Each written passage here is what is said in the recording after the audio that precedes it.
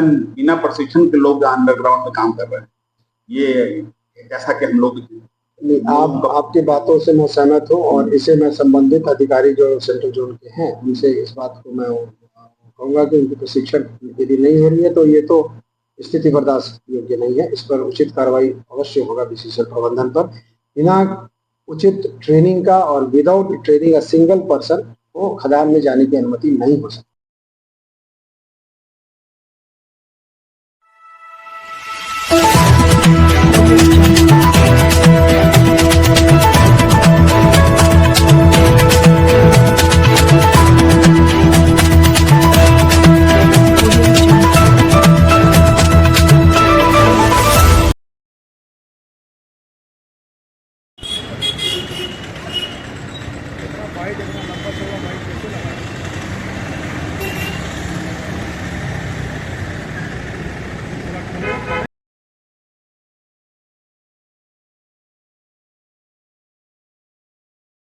को क्या कहना चाहेंगे और यहाँ के बीसीसीएल पदाधिकारी को क्या कहना चाहेंगे?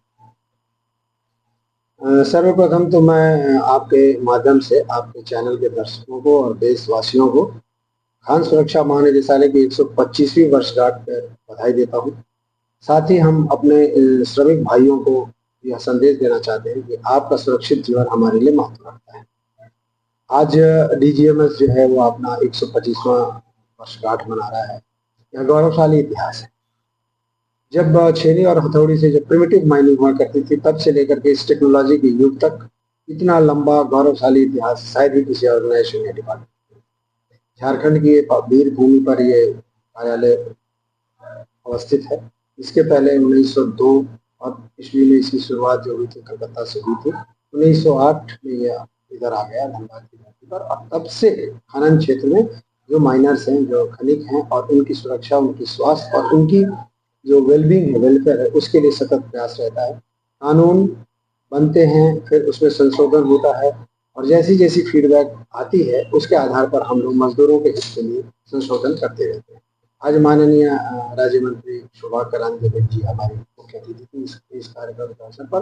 वो यहाँ आई और हम लोगों का गौरव रहा, मान बढ़ाया और इस अवसर पर उन्होंने यह संदेश दिया कि भारत सरकार ने अभी जो कोड 4 लेबर कोड लागू किया है उसे हम जन जन तक पहुंचाए और उनका यह संदेश था कि आदरणीय प्रधानमंत्री जी का जो सोच है वो ये है कि लेबर कोड के माध्यम से हम मजदूरों के जो जीवन है उसको और कितना सुरक्षित और सुखमय बना सकते हैं, इस पर हमें काम करना है और जोर देना है। यही हमारे माननीय मंत्री जी का भी आज का संदेश था और यही हम कहना चाहते हैं।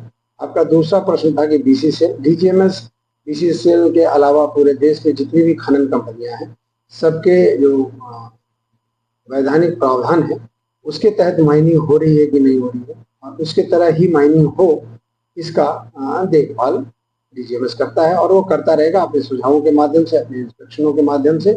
यह सेवा राष्ट्र को डीजीएमएस देता ही रहेगा। बाकी खनन जो प्रक्रिया है वो डीजीएमएस के गाइडलाइंस होता है, लेकिन ऐसा देखा जा है कि आए दिन जो है निश्चित तौर पर अभी आप देखेंगे प्रतिदिन कहीं न कहीं जो है डीजीएमएस के नियमों का उल्लंघन करके जो है खनन कार्य हो रहे हैं और वो जो है वह दुर्घटनाग्रस्त भी लोग हो रहे हैं अभी। तो ये इसका क्या कारण है सर? क्योंकि यह आम लोग जो है बोलते हैं कि कहीं ना कहीं डीजीएमएस जो है आपको अच्छा करने के लिए तत्पर हैं, लेकिन लोग यहाँ पर बोल रहे हैं, जनप्रतिनिधि बोलने के कहीं ना कहीं आज डीजीएमएस के कारण जो है जो अगर सही दिशा निर्देश होता तो आज ये दुर्घटनाएं नहीं होती, खान दुर्घटनाएं नहीं होती, लोग मौत के शिकार नहीं होते सर। देखिए, खनन को सिर्फ आप बीसीसीएल और धनबाद क्षेत्र में ही समेट करके न देखिए, खनन पूरे भारतवर्ष में है।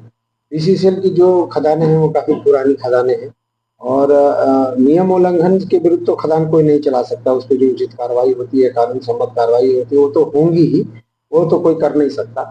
पुरानी खदान होने की वजह से खनन कार्य थोड़ी कठिन है और यहाँ कठिनाई है और यहाँ यह जरूर 2-4 अभी कुछ दिनों से कुछ घटनाएं हुई हैं जो काफी दुखद है और चिंतनीय है। इस पर 3 स्तरीय जो है वो बीसीसीएल प्रबंधन है, डीजीएमएस है, साइंटिफिक बॉडी है, सब लोग मिल बैठकर ये इस विषय से उबरने का प्रयास कर रहे हैं और उचित दिशा निर्देश साथ साथ में राज्य प्रशासन भी है, वो भी लगा हुआ है, डीसी महोदय भी लगे हैं, वो भी चिंता जता रहे हैं। तो हम लोग इस पे सतत प्रयास कर रहे हैं और जल्दी हम इसको ओवरकम कर जाएंगे। बाकी आप दूसरे राज्यों में देखेंगे, और आज हमने अपने डेटा के माध्यम से बताया भी कि जब माइनिंग होती थी और उससे आज तक का सफर है, वो हमारा अभी प्रोडक्शन रेट के हिसाब से आप देखेंगे तो हमारा जो दुर्घटना है वो 0.12 है, यानी काफी कम हो गया है।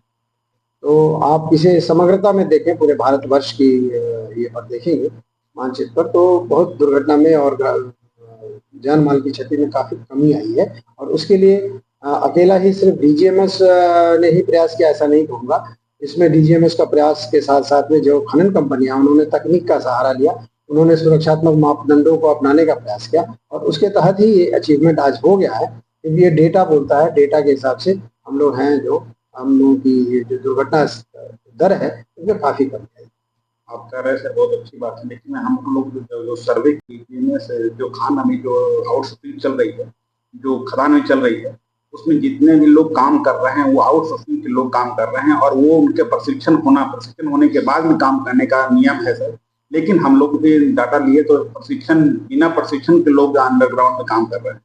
ये जैसा कि हम लोग आपकी बातों से मैं सहमत हूँ, और इसे मैं संबंधित अधिकारी जो सेंट्रल जोन के हैं उनसे इस बात को मैं कहूँगा कि उनकी प्रशिक्षण यदि नहीं हो रही है तो ये तो स्थिति बर्दाश्त योग्य नहीं है। इस पर उचित कार्रवाई अवश्य होगा विशेषज्ञ प्रबंधन पर। बिना उचित ट्रेनिंग का और without training a single person को खदान में जाने की अनुमति नहीं हो सकती है कार्य। अभी कल का डेट में मैं प्रशिक्षण जहाँ होता है तो वहाँ पर प्रशिक्षण केंद्र गया था, तो वहाँ पर लोग जो है प्रशिक्षण क्या करने बाहर में घूम रहे हैं। किस प्रशिक्षण केंद्र की बात कर रहे हैं, यदि आप बताएं तो हम लोग जो प्रशिक्षण माइनिंग बीटीसी जो जिसको कहा जाता है। हाँ, जिस एरिया की बात आप एरिया 6 की बात, वो एरिया 6 की जो प्रशिक्षण अधिकारी है उनसे इस बात की अच्छा है आपने संज्ञान लिया, इसे संज्ञान में लेकर के हम लोग बात करें। और ये अभी आपके यहाँ से डीजीएमएस जो है जावेद साहब गए थे, उसका अभी हम लोगों ने इंटरव्यू चलाया।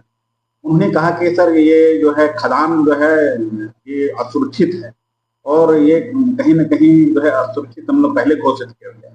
तो पहले घोषित कर दिया और उसके बाद इतने दिन बीते और अभी भी खदान चल रहा था, और उसके बाद खदान चलने के बाद में ये गैस का रिसाव काफी बढ़ गया।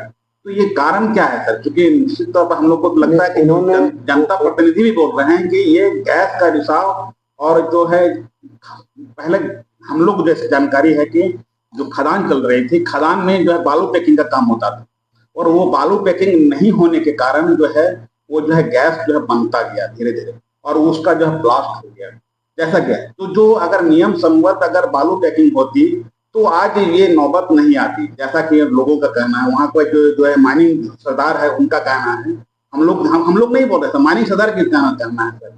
ये हम लोग वो बोले कि हम लोग आउट ऑफ वे में बोलेंगे, क्योंकि लीगल में तो बोल नहीं सकते, लेकिन बोल रहे हैं कि वो कहीं न कहीं ये सर बताएं। नहीं, देखिए बातें तो यहाँ वहाँ की बहुत होती हैं, बट साइंटिफिक तरीके से डीजीएमएस और जो साइंटिफिक बॉडी है CMRI और ISM के लोग भी उसमें लगे हैं, और डिसीजन प्रबंधन भी इस बात को बड़ा सीरियसली गंभीरता से लिया है।